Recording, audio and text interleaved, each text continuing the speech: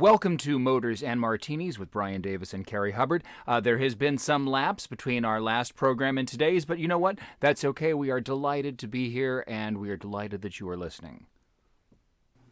And hello, everyone. I do apologize for the gap. We have both had quite a lot going on in our lives, but we are back now.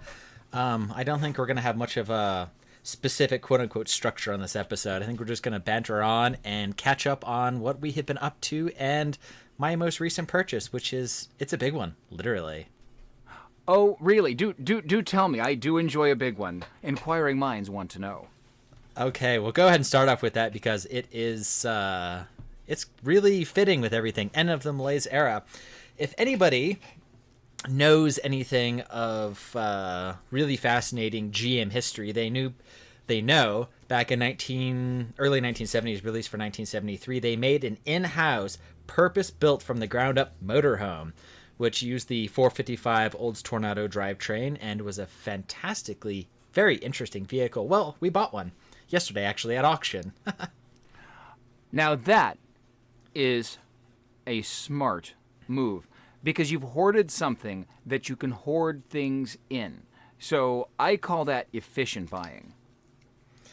I really haven't looked at it that way. We're going to actually try and remodel it and use it and not use it as a hoarder's den. So I have to be really careful about that one. Well, I mean, maybe you could do just a little bit of hoarding. Do you remember the Lucille Ball, Ricky Ricardo movie, the long trailer? And they're towing this enormous trailer cross country, and Lucy stops and picks up rocks as souvenirs, like every time they pull over to the side of the road.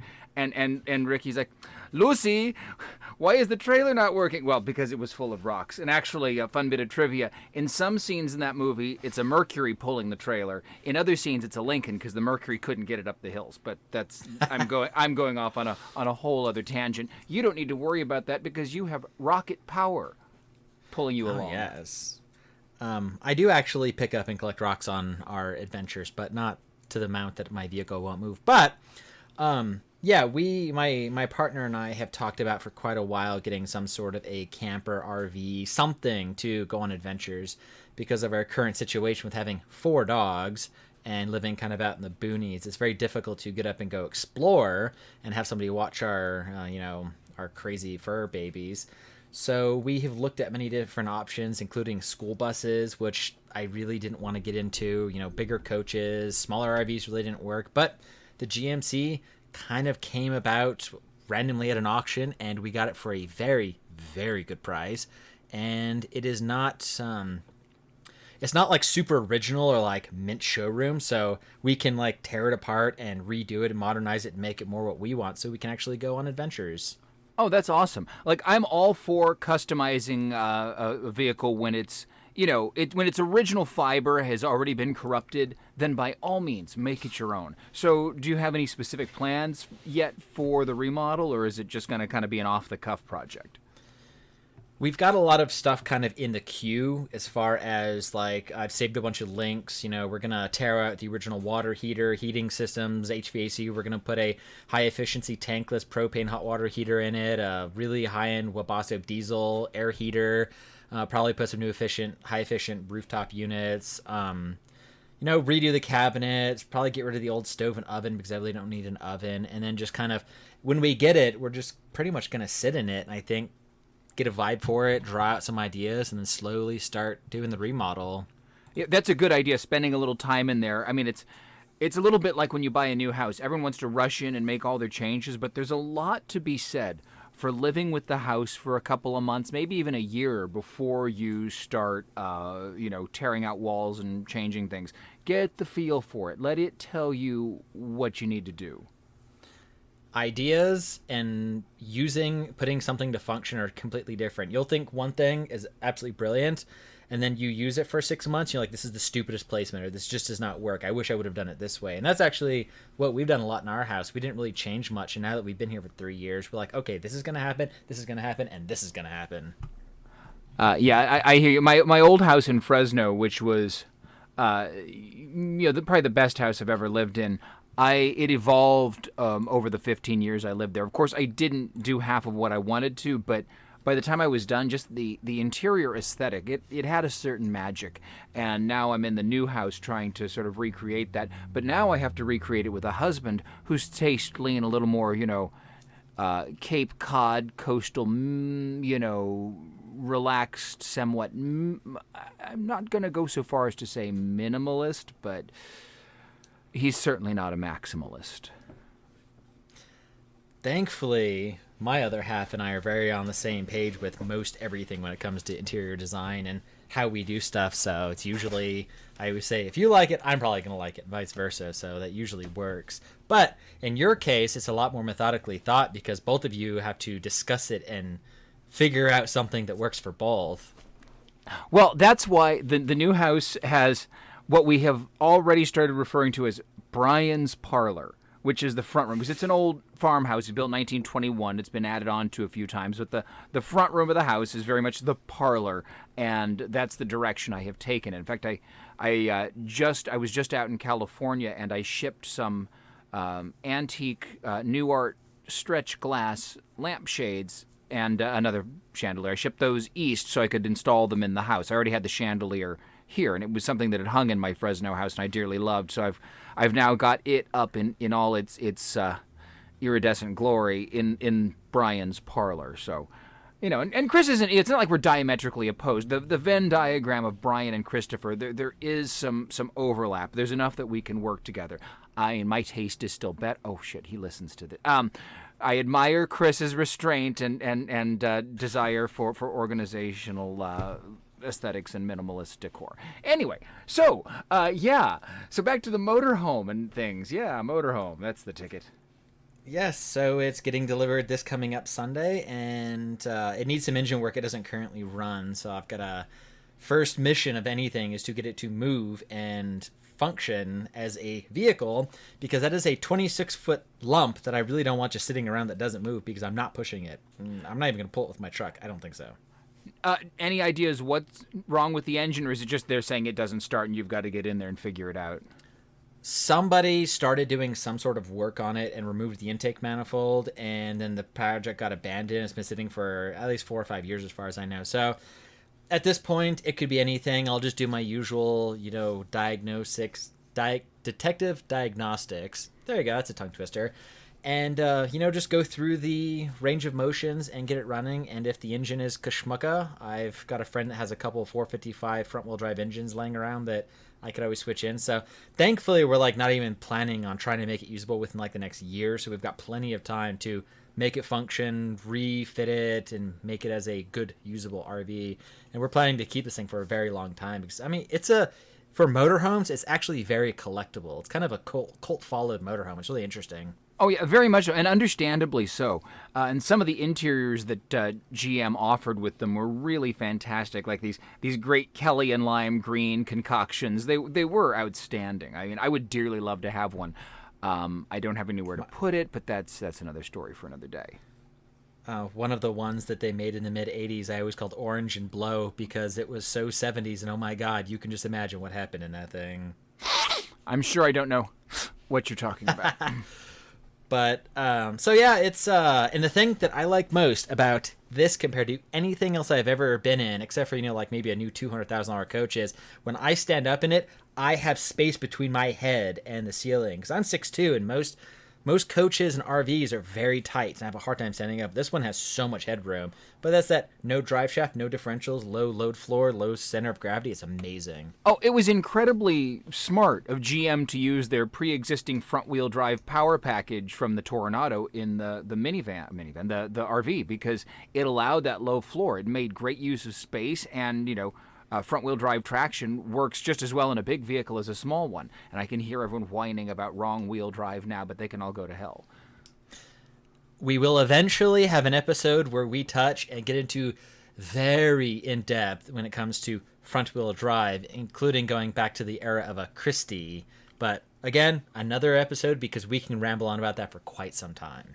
Oh, yeah, and then from Christie, we can go to some of the Millers. There were some Singer front-wheel drives in the 30s, and, of course, don't forget Cord and Cord, Citroen, yeah. Anyways. All right, okay, we're not going to go down the tangent. Yep. We're not going to go down the rabbit hole. Yeah, we're going to go ahead and ignore that rabbit hole. A lot has happened with you recently since we've talked. I know you went to Hershey for a short period of time. You got married. You went on a bunch of adventures. Oh my God, yes, I have done all of the things. So Hershey was wonderful, and I was talking to a friend of mine. Our listeners have probably heard me mention him before. He curates a very nice collection up in Maine, and he was down there showing some of their cars, and I was talking to him, and he said, "You should do a car person should do Pebble Beach once in their life. That's enough. But Hershey, you should do every year."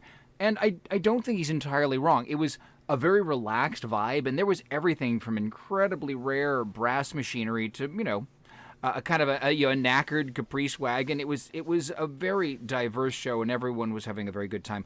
I did not get a lot of time to peruse the swap meet, which is a real shame, because there was one vendor, he had all kinds of British Leyland shop signs and things, and they're not repops, they were original, and I could have easily spent a fortune at his space, but, hindsight, 2020, so on and so forth.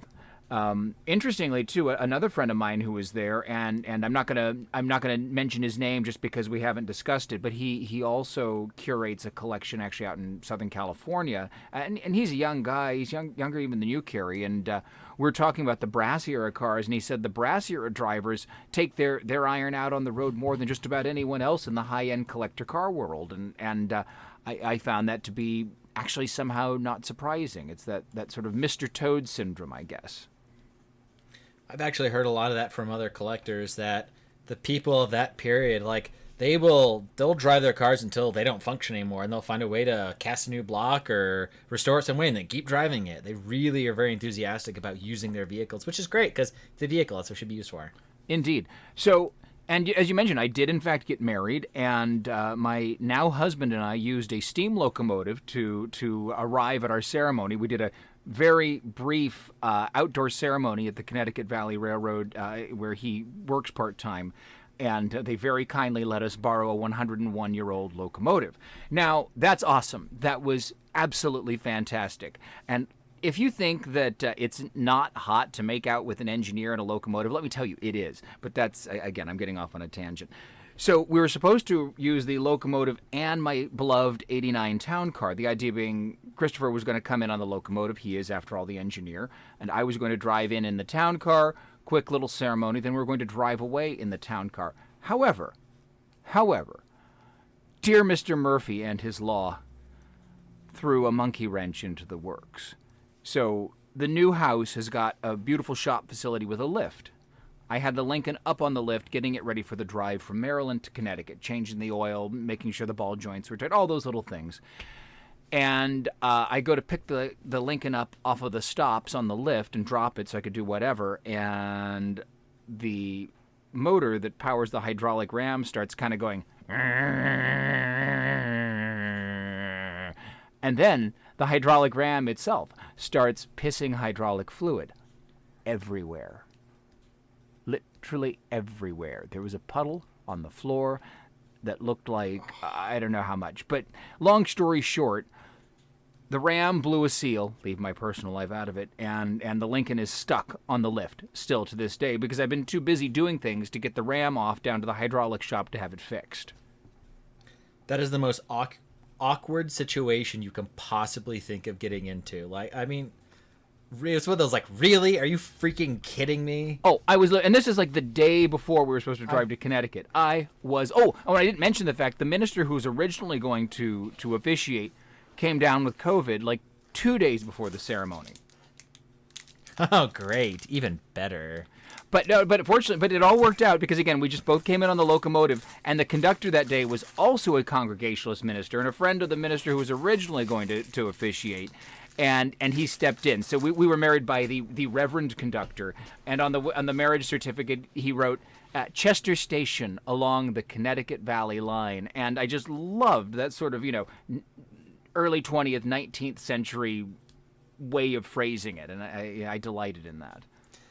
I mean, to me, I can see it. That's kind of almost like an overly romantic thing to have done. Maybe the universe was trying to say, hey, this is how it should be, and it'll, look back at it in the future and get a good chuckle and a great memory. I will not have the universe telling me how I should live my life or conduct my marriage ceremony. There I go again. The universe is more powerful than me. I'm just a speck of dust, a tiny infinitesimal nothing in the vastness of everything. I hate that.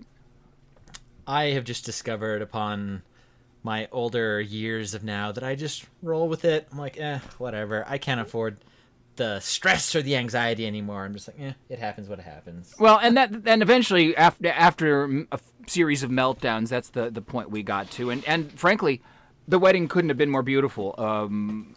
It was a brief ceremony, and the weather was flawless, and it was lovely. So and on top of that, I not long after that I went to SEMA. I got to go to the SEMA show, which was all right. I don't do crowds well. No, I totally agree. And SEMA, I walked an average of 5 miles a day going through the booths, and honestly, there was a whole lot of stuff, very little of which interested me personally, with the exception of one beautifully resto-modded Pinto cruisin' wagon.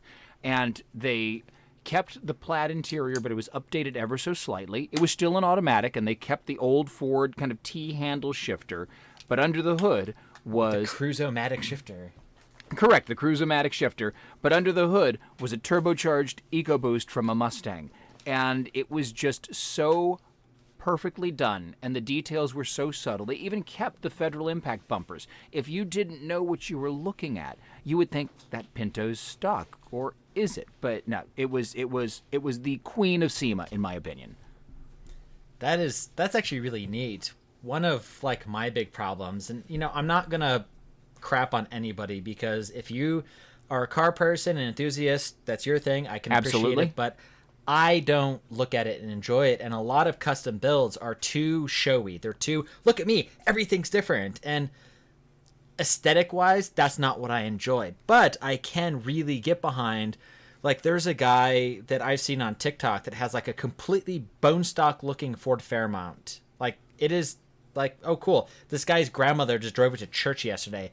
And you open up the hood and it's got a Coyote 5-liter with a turbo the size of, a walrus sitting next to it, and he smokes cars for days. I think that's actually kind of neat. It's not like, oh my god, everything's different. But, that's probably why I really haven't gone to SEMA, because I've seen pictures, and I'm always just like, I don't know. It's a little too much for me, but some of the stuff can be cool, though. Yeah, I went for work. That I wouldn't have gone for myself, but since work was willing to send me there, I was like, well, I'll go. And actually it was enjoyable. I don't love Las Vegas as a destination, but I was there with my supervising editor, and we found a really good, authentic Korean restaurant, about 2/3 of a mile from the hotel, and we went there. I went there twice, and he went there 3 times. It was that good. Wow, that sounds pretty nice. Yeah, we were the only people in there who spoke English. It was brilliant. That's usually a mark of a great place, when you can't understand anyone saying anything. Yeah, I mean, the hostess, she kind of spoke broken English enough that we could make our order, and, she loved us for coming back, and she knew that we really loved the food, so. Nice. Ooh, God, that actually sounds really good. I haven't had good Korean food in a while. But anyways, man, what else is going on? I know you were texting me recently talking that you might be thinking of getting rid of the little Fiat and getting something a bit more larger. well, I'll tell you, I love that damn car. It is one of the most engaging drives I've ever partaken of. Now, mind you, it's deeply flawed in so many ways, but that's what makes it great. It really is an engaging car. However, it's been doing this thing where it has an intermittent misfire on cold startup, and it's random. And I thought I had that fixed, that it was down to the multi-air screen, but it has returned, and it just bothers me that it's got this recurrent problem that I'm having a hard time sussing out. I know I can get a decent amount of money for it because it's still low mileage, immaculate, very, very nice car. And a friend of mine has an early 2000s Lincoln Town Car in triple black, low mileage, that he's looking to unload, and I know I can trust a Lincoln. And I feel somewhat emasculated by being, gosh, I just want my car to start. But at the same time, I do want my car, more to the point, I don't mind if my car doesn't start if I understand why it's not starting and how I can rectify it. If I were Chuck Sherman or you, I would probably be tearing the variable valve timing apart on the Fiat. but I just do not have the time or the bandwidth to get into something that complex. I wrench on my own cars, but I am not a mechanic. For me, for the longest time, I only drove old cars. Like I had this very like belief system, that I don't need a new car, I don't need this. And, I'd probably say about 80% of the time I had fairly reliable old cars. I'm talking like 50s and 60s. That's all I would drive. Maybe something in the 70s. And it took a few years of working as a career mechanic to not tighten the fan belt on my truck that squealed for 6 months because I had no desire to do it. And that's when I just said to hell with it, and I went and bought a brand new car. It had 7 miles on it. That's my 2019 GTI. So, I have gotten spoiled to where I hit button, it goes. It doesn't go, I drop it off, they make fix, I pick up, it goes again. And then I get in one of my old cars, and if it misbehaves, I can deal with it when I want to. And that level of reduced stress has been nice the older I get, because my energy of wanting to deal with that stuff all the time if I need to get somewhere is getting a little old. Yeah, I mean, and I guess I could live with it because Christopher's got a brand new car and I've got the Lincoln. The Lincoln will always start. But at the same time, I don't want to take the Lincoln out if it's snowing or there's salt on the road. I mean, that there is not a drop of rust on it, and I want to keep it that way. Of course, this early aughts town car I'm talking about, it's also that perfect, but it's not reached the level of being a classic yet. I expect it will one day, but... And again, I haven't put all these plans into motion yet. I may change my mind, but I'm really on the fence with this one. Now that, like 0102 Lincoln, that's got the 4.6, right? Yeah, they all do. All the town from 90, from like late 90 to the end of production, they're all the 4.6 Romeo. Okay. And I mean, that engine went through some changes in that time period. They're not identical, but it's like different intakes and things like that. But they're all detail changes. And I mean, I know that's a 250,000-mile drivetrain in that Lincoln if I take care of it, and I'm not sure that it's a 250,000-mile drivetrain in the 500 Abarth. Yeah, I don't know if I could see that happening. I mean, it might, but fun, practical. Yeah, I don't know.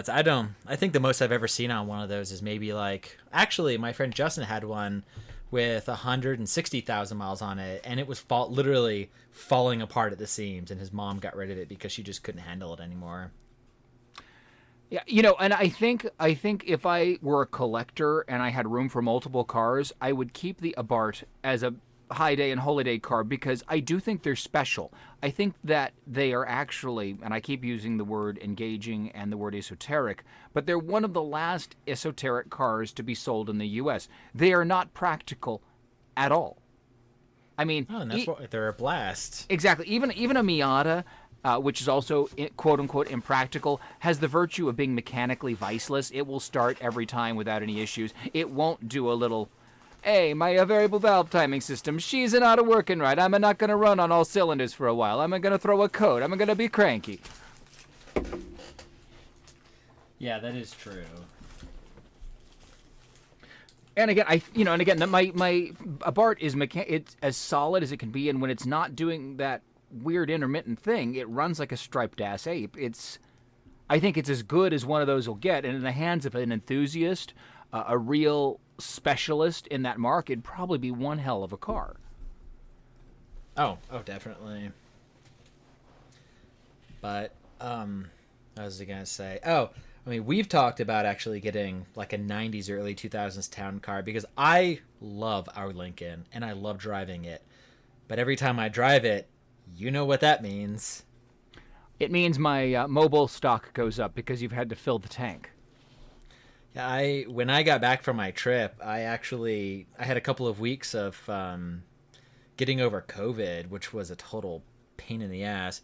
But I really had very low energy, and the Lincoln was the closest to getting out of the yard, so that's all I drove for 2 weeks. I didn't go in anywhere, but if I just had to get out of the house, just go drive around the neighborhood, or just go do something, I drove the Lincoln, and it took all of 4 days to drain the gas tank, which is a good sized gas tank, but 8 miles to the gallon just driving around where I live, that it gets a little hurting sometimes. Oh yeah, but I'll tell you what though, for a semi-invalid, that's the perfect car because it's a rolling couch. Oh, it really is. You just open the door, you just sink into those crazy pillow top leather seats and throw the armrest down and set the position, throw the bitch and drive and just go. I could just actually sit in the car and do nothing because it's so comfortable. And the steering assist, you've got hard, medium, easy, and then grandma has rheumatoid arthritis. That's where the steering assist is on that car. Just a pinky, no effort at all. When I park it with a finger. I've had a friend in the car a while back, and I went to go park it, and I literally took my hands off the wheels and threw my finger in there and just started spinning it. And he was like, "Oh my god!" And I was like, "This redefines what you would think of power steering. It's over boosted, and it's hysterical. I just adore that car so much." There are times when I regret decades of traditional automotive journalists sucking BMW's dick and going on about Nürburgring times and steering feel and oversteer and all that nonsense. There is a lot to be said for a couch with 300 pounds-feet of torque. The best line I can ever use, and I've used it many times, is from my partner's uncle. His grandmother had a 1991 Cadillac Sedan DeVille, 4.9 front-wheel drive. It had pillow top leather seats. She bought it brand new, and she adored that car. But my partner's uncle, he called it the Marshmallow Mobile, because every time he'd get in it or sit in it or drive it, he said it felt like a big marshmallow. And I'm like, that's what I adore. But so many people have gotten away from that marshmallow feel. I want that firm, tight feel that is just overplayed. Bring back marshmallows. But I totally get it. Like I've got the razor sharp, little edgy, highly engaging, turbocharged rocket ship. It's really not that fast in terms of actual numbers, but it feels like it. So I've got that car, and then I've got my own Lincoln, my own Marshmallow Mobile, and of the two, guess which one it's looking like going to get the chop? Yeah, exactly.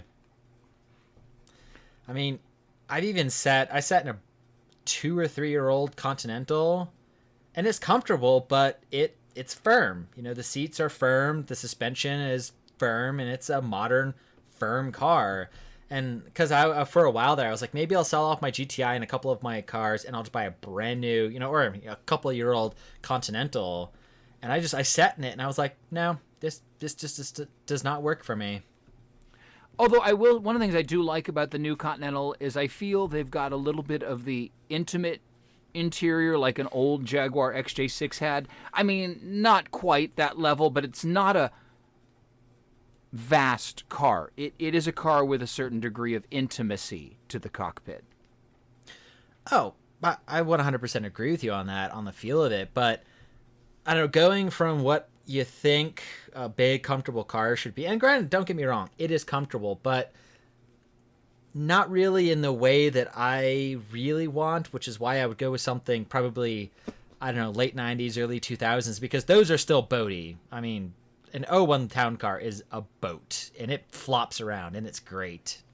Yeah, I have not driven any of the new Genesis products, but I feel like they are starting to build cars that have, some of the opulent, elegant, luxurious feel that Lincolns and Cadillacs used to have, but no longer do. How interesting. I've got a friend that has a brand new Genesis he bought 5-6 months ago. I'll have to harass him and have him go take me for a drive in it. Yeah, and I haven't had a chance to get behind the wheel. I'm basing this mainly on the aesthetic. Like I see kind of sedans that have got a lot of hood and a grille, and I see interiors that are very soothing, or at least they appear to be very soothing. So I think they're trying to go after that traditional luxury market with a lot of those cars. I'm sure they're more athletic by a long shot than an early 90s town car, but I think they're maybe as close as one might be able to get in 2022. Oh, yeah, that makes a lot of sense. And for me, a lot of it, though, too, with this is modern cars and technology. I'm just not really in love with the tech in modern cars. No, it's too good. It's so competent. They've binaried all the flaws out, and so now it's not interesting anymore. Yeah, and I mean, my 2019 GTI, it's got a fair amount of, tech in it, and it works, but I don't know. I've got my new car. It works. It starts, and I'll get something older. Well, I mean, no more cars. That's what I'm going at for now. No more cars, because the motorhome's going to take up a lot of my project time, and I'm actually selling off a couple of my other vehicles to be able to focus more on important projects, or at least that's what I keep telling myself. Well, whatever it takes, Mary. Actually, I saw that pickup truck you've got posted for sale. That thing's beautiful. There was a time when I didn't enjoy a truck with desert patina, but yours is absolutely perfect. I wasn't kidding when I said hit the whole thing with clear coat and leave it exactly as it is. That's one of those really annoying scenarios that I bought the truck. I bought it at the same place that I got the Diesel Scout at, which I'll get to that in a minute because I don't have the Diesel Scout until February. But anyways, it was from an estate. The guy had passed away, and I think he might have bought this truck brand new because it was bought brand new in Albuquerque at Gallus Motors, which is still around. It has 107,000 original miles, and it sat for 23 years. And I saw it, and I felt bad for it because I have a soft spot for square-body trucks. And I didn't pay a huge amount of money for it, and I bought it. I cleaned it up. I got it running, and it actually annoys me because it drives so nice. It drives like an almost brand new 1984 Chevy. It's so tight, just so... It's amazing to drive, and I really don't want to sell it, but I also have 5 trucks, and... 5 trucks is too many. And this one is probably one of the more valuable ones, and so I have to be kind of realistic, and so I put it up for a decent amount of money, and so if somebody wants to buy it, fantastic. But on the side subject of the Scout, it is being used in a TV show. Oh, yeah, you mentioned that. That's really cool. Are you able to say what TV show yet, or is that all NDA? Oh, no, they're already on second season. So it's Dark Winds, which is on AMC, which, if I remember right, is directed or written by R.R. Martin. It's about the Navajo police in the early 1970s. We watched the first couple of episodes, and it's pretty intense. Very interesting. But I think it's on Amazon Prime, or I mean, if you have anyone who has AMC, they can see it. But my truck, the Scout, will be used in season 2, and I'm pretty sure it's going to be a driving role because they rented it for like 4 months and offered me a substantial amount of money. So Hey, that's really cool. I'm glad that happened for you. I'm friends with Jamie Kittman, who owns Octane Film Cars and does numerous other things, and he was looking for a 1990s Cadillac limo, and I did everything I could to get him to use another friend's, or not, actually they wanted a Lincoln Town Car limo, and I did everything I could to get him to use a friend's Cadillac Series 75 limo, which would have actually been more correct for the role, but the producers wanted a town car, and nothing but a town car would do, so it didn't work out. So I'm glad the producers of that program appreciated your Scout and made you a good offer on it. Well, it's from what the guy was saying, they're very difficult to find, especially of a particular generation that they were looking for, and mine fit the bill perfectly, I guess. And because originally I was kind of on the fence about it, and this guy just was very persuasive towards it, and I was like, all right, I might as well make this pile of stuff I have laying around make me some money. Well, I mean, my good friend Simon back in California, who I got after SEMA, I went to see friends and family in California, and I got to see Simon, and he's always, he's not a curb stoner, but he's someone who will buy something, enjoy it for a while, and then sell it on, and he's done very well by it over the years. That's a great way to do it if you can do that and not be like me and fall in love with it and not want to get rid of it, which is why I've got 20, wait. Oh, I lost count. We're just going to leave it at that. Yeah, there's still a little bit of a horde in Simon's backyard, but he keeps it under control.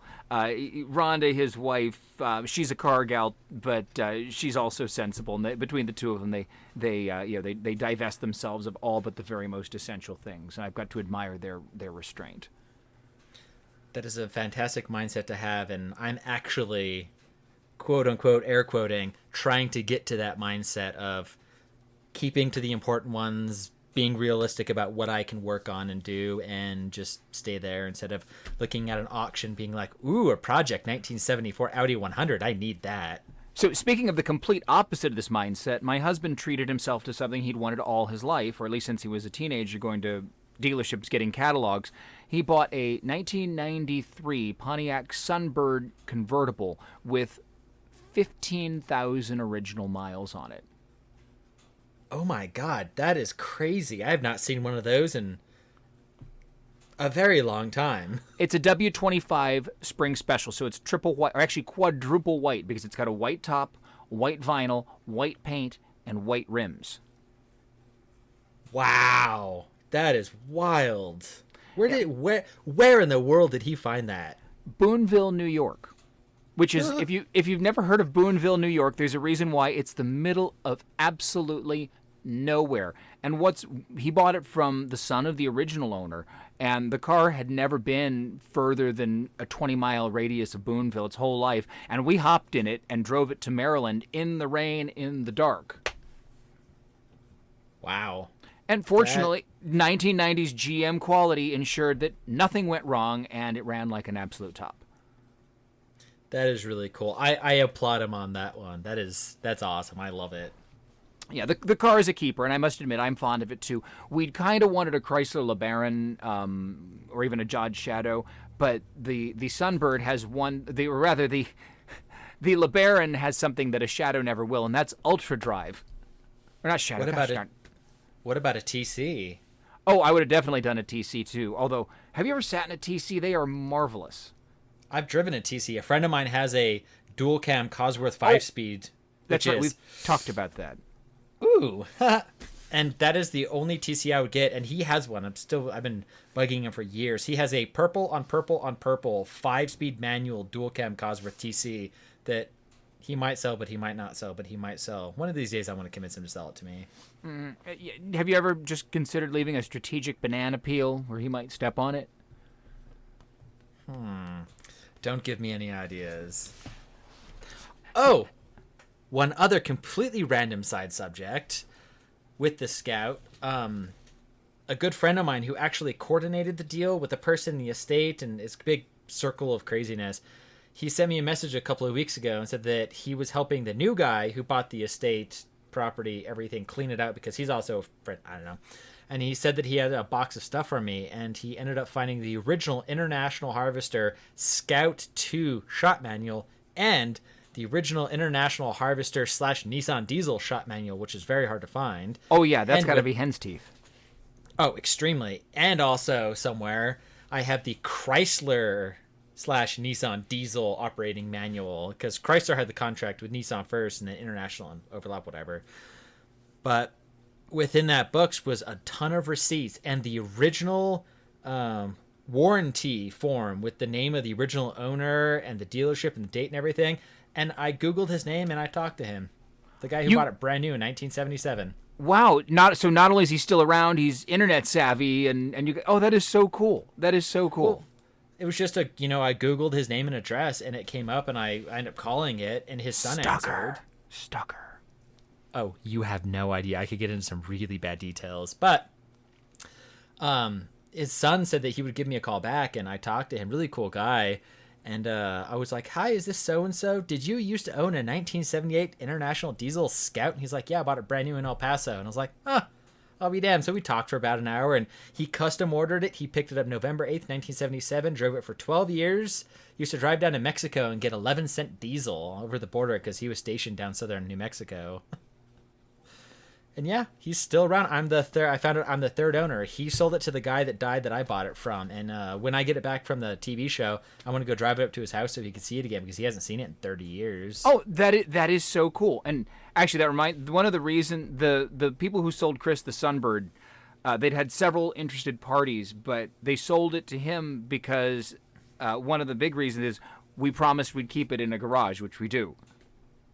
And nice. Yeah, like he didn't want to sell it to anyone who wanted to just flip it or was going to just drive it into the ground. He wanted to sell it to someone who, like his folks, would just take it out on nice days for a cruise, and that's exactly the sort of dignified retirement the car is going to receive. That is brilliant. When we're off of this, you need to text me a picture, Facebook it, because I'd love to see that. That's so cool. Oh yeah, I'll send you pictures. Nice. Well, I was just looking at the clock. We're actually getting close to our time. So, quick little bit of housekeeping for the end of the episode. next week is Thanksgiving. I don't know when this episode is going to come out, so happy Thanksgiving, or I hope you had a good Thanksgiving, however it goes. And I think fairly soon, possibly either next episode or episode after, Bryan and I are going to try and have our first guest appearance on the podcast. Oh, come on. You mean with our multiple personalities, there's not enough guests here already? Let me rephrase that. We'll have an actual third person on the podcast to speak to us about who knows what or whatever we can get them on about. I think it'll be very fun and a nice new chapter to add to the podcast. Oh, I couldn't agree more, and I am so looking forward to it. Well, as usual, Bryan, it's been an absolute pleasure, and it's been great to catch up and banter about. Likewise. And if I do not speak with you before Thanksgiving, I hope you have a very good one. You as well. And Thank you. We'll catch everyone next time. All right. This has been Motors and Martinis with Bryan Davis and whatever your name is. Cary Hubbard, and now that we have motored, you can martini, even though I'm drinking a cup of tea. Ginger ale here. I am so boring today. Absolutely. Have a good one. Bye.